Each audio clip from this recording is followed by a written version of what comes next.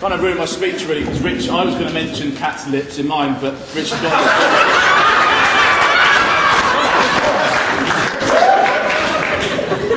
And like Richard, I also have some photos.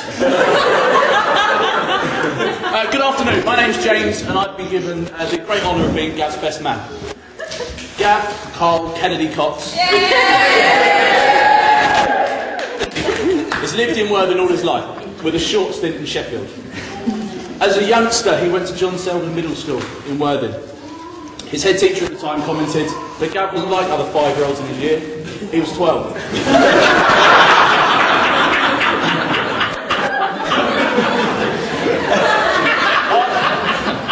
After leaving John Selden, Gav packed his bags and joined me at Durrington High School. I didn't expect that. I've heard lots of reactions to Durrington High School, but never that. I'd like to paint a picture of how I met Gav that kind of outlines our friendship and all the adventures we had. But the picture I have to paint is kind of different to that. It was a summer day in 1996 at Durrington High School, and the field was packed of children playing football and kiss chase. No one had kissed Gav, so he was playing football. I'd gone to play a different game. Now, Bundles isn't a complicated game. There are 2 teams. One is a 30-strong man squad, and I headed that. Team 2 consisted just solely of Gav, although he didn't know it at the time. My task was simple. Run over to Gav without being spotted and take him down. The rest of my team would then pile over the top, creating a huge pile of bodies. It was a great success. Although I do remember feeling some concern when I saw Sean Adlam climb to the top of the pile. And at 18 stone, he was by far the biggest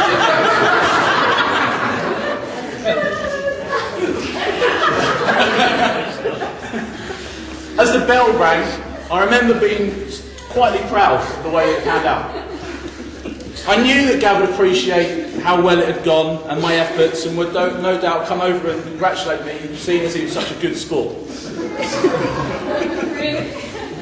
I heard my name. I turned round to see Gav walking towards me. I offered a hand for him to shake. He offered me 2 and pushed me in a bush. A smelly bush. Not only did this bush cover me in scratches and rip my shirt, but it also covered me in a foul-smelling sack that made me smell for the rest of the day.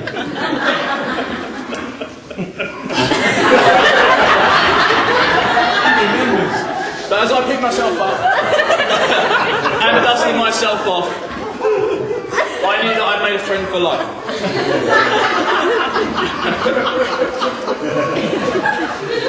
What can I say about Gav's past that won't get me or him into a lot of trouble? But the answer is not a lot. As a surprise, I was going to ask some of Gav's ex-girlfriends to come along tonight. They refused, saying that the thought of coming back to a barn brought too many memories of their childhood.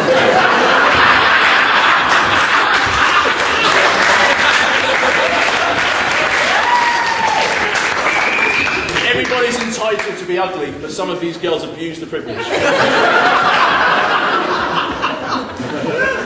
High school passed us by and we moved on to college. We were older, wiser, and able to buy cheap alcohol. It was on a skiing trip, as Richard mentioned, that Gav got an itch he was hoping Cat would help him scratch. After what I've heard was a very brief encounter, they decided to make a go of things and have never looked back. For me, the time that I think sums them up as a couple was during the 6th form prom. Gav and Cat had worked tirelessly to lay on a double-decker bus that I think Richard helped them with, and had offered to transport what seemed to be the whole of the college, plus parties, to Worthing Rugby Club. It was that night that I remember thinking they were a fun, happy and considerate couple. Cat looked stunning in her dress, and Gav, dressed in a black DJ with a gold cummerband, gold bow tie and spray gold hair, looked like a pig.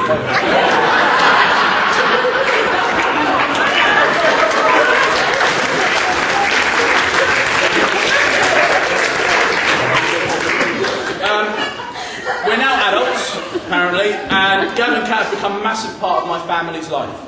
Mickey, my son Adi and I are... They're extremely proud to call them friends. And I'd like to take this opportunity to ask Gav and Kat if they would be Adi's godparents.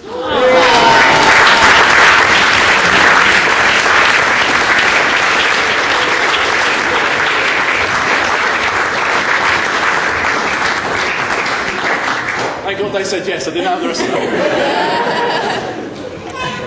There are too many stories for me to go through now, I haven't got time, although if you buy me a drink I'm willing to tell you about them. For example, Gav being sick outside Kat's bedroom window all over Mary's patio doors.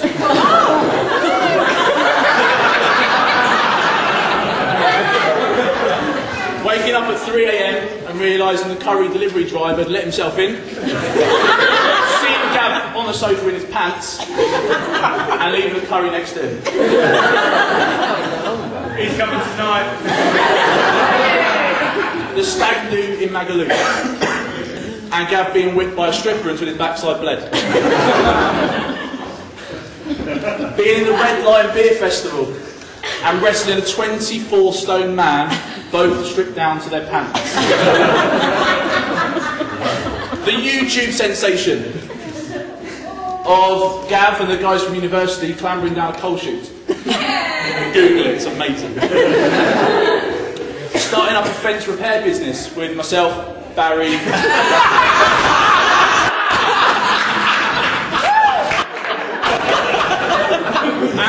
and just the other week, on a train, finding a discarded doner kebab and polishing it off.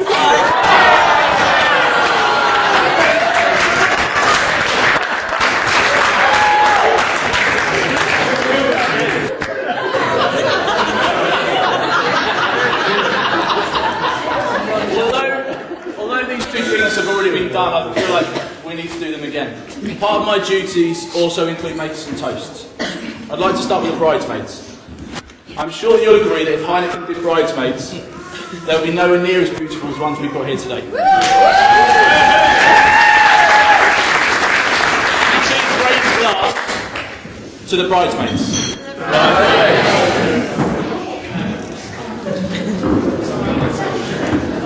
I think I speak for everyone when I say this is an amazing venue and a fitting place for such a great wedding.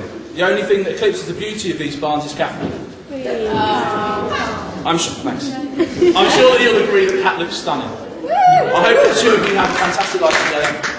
Even when you're right, Gav, you're probably wrong. Ladies and gentlemen, for the last time, can you please be upstanding? And raise a glass to the bride and groom, Mr. and Mrs. Gavin Cox.